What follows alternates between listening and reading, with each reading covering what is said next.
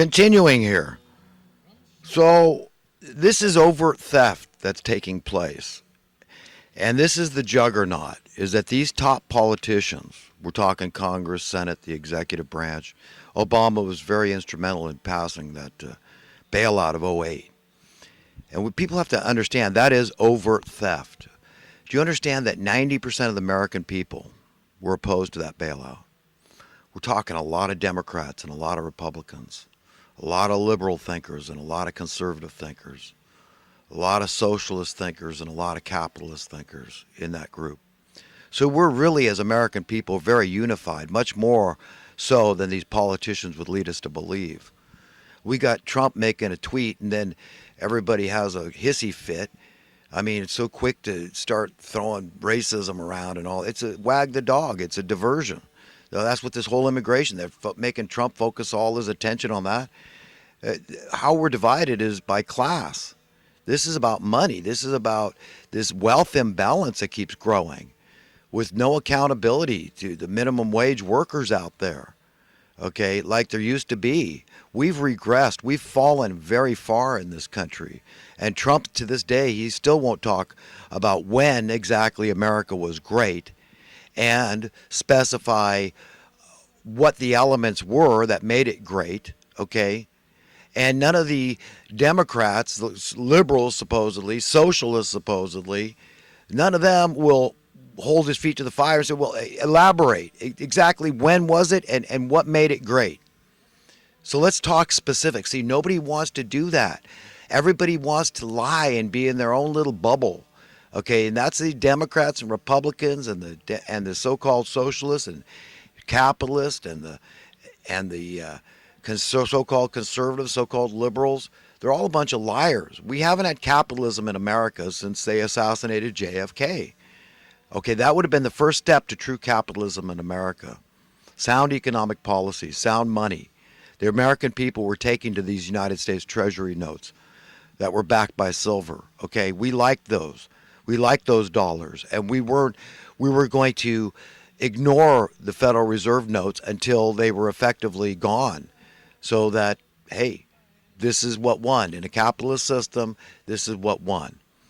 Okay, he was an egalitarian. He was a good American, JFK was. He was a good capitalist. Okay, these politicians give themselves raises for doing an abysmal job. They're supposed to be working for us. 90% of the American people were opposed to that bailout. And then we call this a democracy or a republic? It's neither. It's fascism. That's all that crony capitalism is. And economics has everything to do with politics. That's what you got to understand. It's not as simple as Democrat, Republican, liberal, or conservative, socialist, or capitalist. God knows I wish it was that simple. It's far more difficult. It's a behemoth of evil. That's the juggernaut. This is how you're being tyrannized. Your wealth is being stolen through currency dilution, currency debasement, making your money worth less over a long period of time. This is regression. This is anti-progress. This is anti-capitalism that's doing this. And we've got a big problem. We're in a lot of trouble. We've got a mess, and we need God's help. It's only God that's going to help us out of this mess. And I'm trying to give you some very tangible grassroots methods to turn this thing around. But it's the best I got to offer you. You can say, well, I'm out of my comfort zone to ask my landlord for a pay reduction. I mean, especially in light of the fact that we all know there's a huge demand on everything. And hey, you know what? I mean, if I have a bad attitude, my landlord might just evict me. Okay? So you understand what we're up against? We're in a lot of trouble. A lot of trouble. A lot, my friends. We've got the worst of all worlds. We've got the worst of socialism.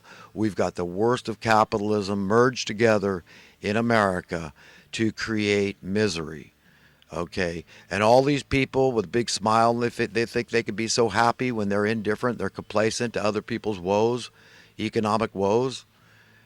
They're going to be sadly let down. I mean, on Judgment Day, which might be today, if it's your last day on earth, you've got no more time. Your window of opportunity is slammed shut in getting it together and being somebody that you can respect.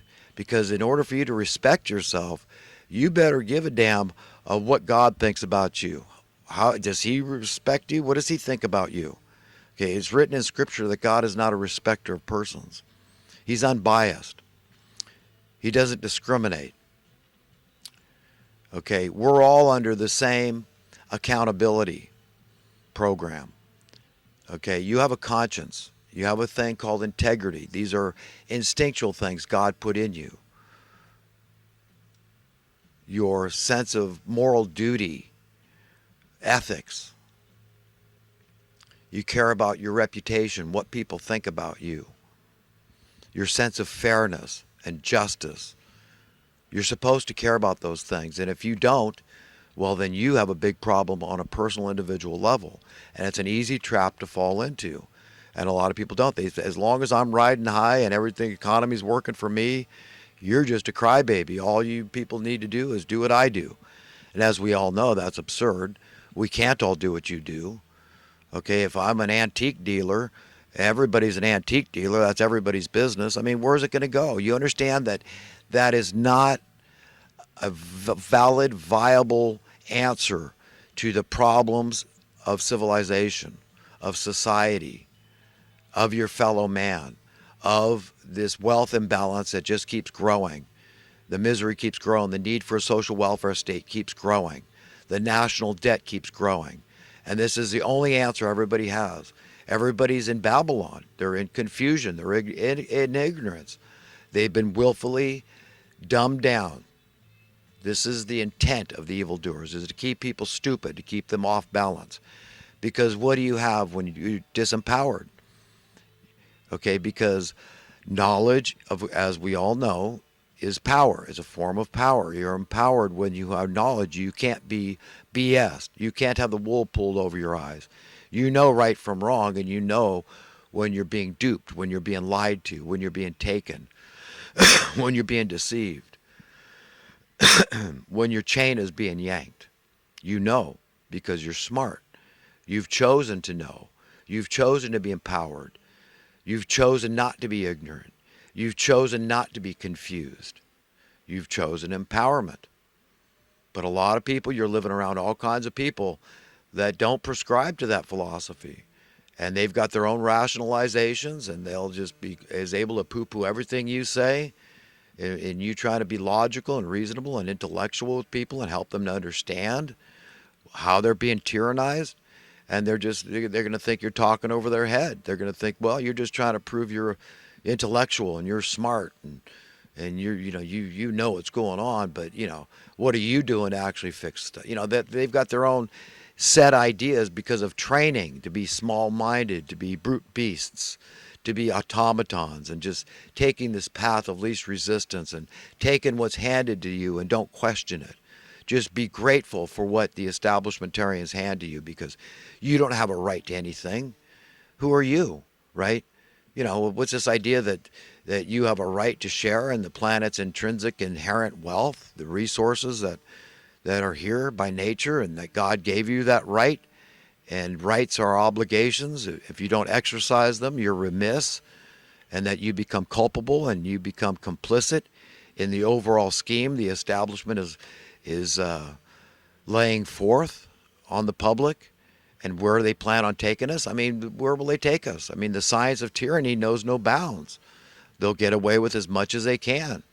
And some wise person once said that the degree of tyranny you live under, that you accept, is the degree that you will live under. That's it. That's it. You're going to get more and more and more until you say, Uncle, enough's enough. I'm putting my foot down and I'm going to demand this thing turn around. With the power vested in me, given to me by the United States Constitution, and above all by God. Okay, that's the only thing that supersedes the Constitution of the United States. And remember, we're screwing things up all over the world. If we are complacent and indifferent toward our fellow Americans, okay, they're going to feel it all over the world. What we accept for tyranny, they're going to have to, by extension, accept all over the world, because we are the forerunners. We are the cutting edge. We are the most influential nation on earth. We have the world's reserve currency. We have the most powerful military. You understand? So we can get away with whatever we want. We're the bully on the block. And so when we allow this to happen in America, we're allowing it to happen all over the world by extension. So we're all in a lot of trouble, and none of us can just be. We can't afford to be complacent anymore, indifferent toward other people's suffering.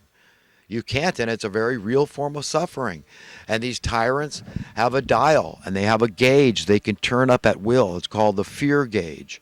It's called the stealing your freedom through stealing your prosperity, your sense of security, your sense of freedom is being stolen right from under your noses, legitimately. And the politicians are allowing this to happen. Okay? They know which side their bread is buttered on, and it's buttered by the money printing class. I mean, how dare these politicians put this nation in debt to over $20 trillion? I don't blame the money printing class as much as the politicians, because the politicians are the ones that are validating it. They needed the politicians to put their rubber stamp on that bailout of '08, or else it wouldn't have gone through. So they went against the will of those that have hired them. We, the people, are the masters of these politicians. And they spit in our face. They bailed out the criminals that deliberately, intentionally caused the problem because they need chaos in order to steal from us. Do you understand? They need to upset the table. They need to throw it over. And this is their way of doing it in their favor. So they stole people's houses, this rash of foreclosures that's still going on to this day, by them legitimizing this and saying, well, it was okay. These people are too big to fail. They're too big to jail, and we've got to give them their way. So, yes. So Obama and the rest of these politicians, they rubber stamped it. You understand? And let's ask this question. What percentage of these people are invested in real estate? You understand? So there's this huge ulterior motive. There's this huge elephant in the room. There's this huge conflict of interest that hasn't these people having any say-so in that bailout. It should have been left to strictly we the people. And if it had been left to we the people, that bailout never would have gone through. And your currency, your money, would be worth one whole hell of a lot more relative to your housing costs. And then by extension, chain reaction extension, the rest of everything else in society, the cost for goods and services, would have also remained lower, as the worth of your currency would have remained intact at that point in time.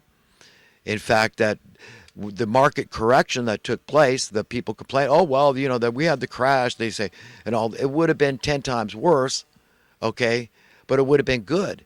If we let the people keep their houses, say we do a readjustment, we do debt forgiveness, and we say, well, everybody's taking a haircut here. It's not just going to be the poor homeowner that got himself in too deep. No. You understand? They couldn't let that happen, could they?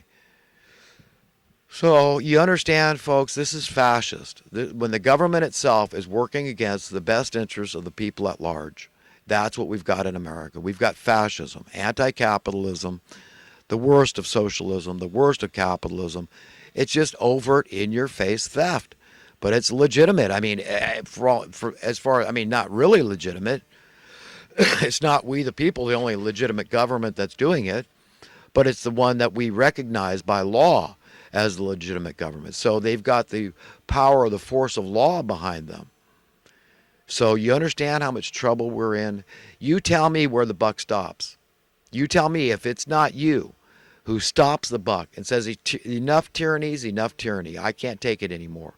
And I'm not doing it for me because I'm financially well heeled and I can keep affording higher rents and higher mortgages. I can pay that. No, you do it for your fellow human being. Be somebody in the sight of God.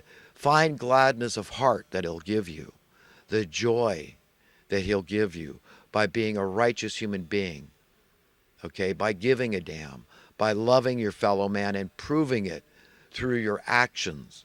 So you can do something concrete and tangible. You say, that's a little thing. Hey, little things add up. That's how it starts. Your landlord started by giving a little rent increase, right?